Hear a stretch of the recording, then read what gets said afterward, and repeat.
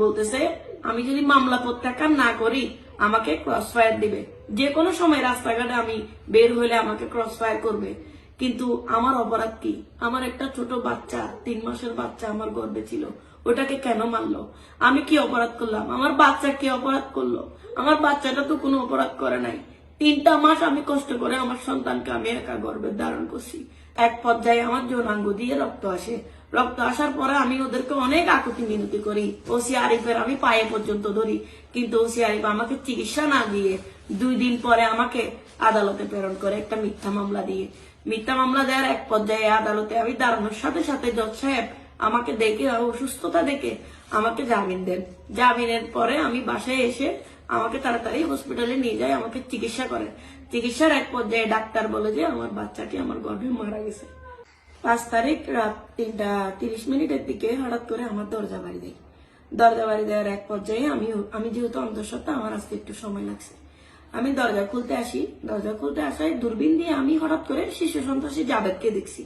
পিছনে সারোয়ার ছিল, পিছনে আমি পুলিশকে দেখি নাই। আমি ভয়ে দরজা না খুলে আমি কি করছি, বেডরুমে চলে গেছি। বেডরুমে ঢুকে আমি বেডরুমের দরজা লাগাই দিয়েছি। ওরা গুলি করতে করতে আমার ড্রয়িং রুমের দরজাটা ভেঙে ফেলে। ওরা দরজা ভেঙে ভিতরে ঢুকে যখন আমার স্বামীকে না পেয়ে আমাকে বেদরম মারধর করে বাগিনা জাবেদের উপস্থিতিতে ওসির সামনে সে সারোয়ার ওসিকে বলে যে ওকে অ্যারেস্ট করে নিয়ে যাইতে। কোনো মহিলা পুলিশ কনস্টেবল ছাড়া তারা আমাকে অ্যারেস্ট করে নিয়ে যায়। নিয়ে যাওয়ার পরে থানায় আমাকে দফায় দফায় মারধর করে। জানে যে আমি অন্তঃসত্ত্বা। আমি তাদেরকে প্রথমেই বলছি আমি অন্তঃসত্ত্বা, আমি 3 মাসের অন্তঃসত্ত্বা, আপনারা আমাকে এভাবে মারধর করিয়েন না, আমাকে মারধর করিয়েন না, আমি মারা যাবো। ওরা বলছে তোকে ক্রস ফায়ার দিয়ে দিব, বেশি কথা বলিস না, তোকে ক্রস ফায়ার দিয়ে দিব। ওরা আমাকে 2 দিন থানায় আটকে রেখে দফায় দফায় নির্যাতন করে। এক পর্যায়ে আমার যৌনাঙ্গ দিয়ে রক্ত আসে। রক্ত আসার পরে আমি ওদেরকে অনেক আকুতি মিনতি করি। ওসি আরিফের আমি পায়ে পর্যন্ত ধরি, কিন্তু ওসি আরিফ আমাকে চিকিৎসা না দিয়ে 2 দিন পরে আমাকে আদালতে প্রেরণ করে একটা মিথ্যা মামলা দিয়ে। মিথ্যা মামলা দেওয়ার এক পর্যায়ে আদালতে আমি দাঁড়ানোর সাথে সাথে জজ সাহেব আমাকে দেখে, অসুস্থতা দেখে আমাকে জামিন দেন। জামিনের পরে আমি বাসায় এসে আমাকে তাড়াতাড়ি হসপিটালে নিয়ে যায়, আমাকে চিকিৎসা করে। চিকিৎসার এক পর্যায়ে ডাক্তার বলে যে আমার বাচ্চাটি আমার গর্ভে মারা গেছে। মারা যাওয়ার পরে আমি বাসায় আসি। বাসায় এসে আমি পরদিন মাননীয় জজের কাছে একটি মামলা দায়ের করি। এরপরে আমি পুলিশ প্রশাসন ওই যে কমিশনার সাহেবের কাছে একটা অভিযোগ দায়ের করি।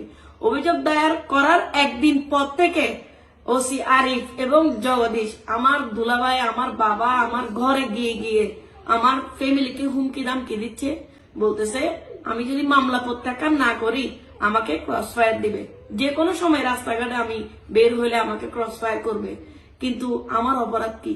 আমার একটা ছোট বাচ্চা, 3 মাসের বাচ্চা আমার গর্ভে ছিল, ওটাকে কেন মারলো? আমি কি অপরাধ করলাম? আমার বাচ্চা কি অপরাধ করলো? আমার বাচ্চাটা তো কোনো অপরাধ করে নাই। 3টা মাস আমি কষ্ট করে আমার সন্তানকে আমি একা গর্ভে ধারণ করছি। তাহলে কি অপরাধের শাস্তি তারা আমাকে দিল? আমি ওদের শাস্তি চাই, ওদের কাছ থেকে আমাকে বাঁচান। আমি পুলিশের ভয়ে আমি বাসায় থাকতে পারতেছি না, আমার বাবা মা বাসায় থাকতে পারতেছে না। আপনারা আমাকে হেফাজত করুন, আমি আমার সন্তান হত্যার বিচার চাই।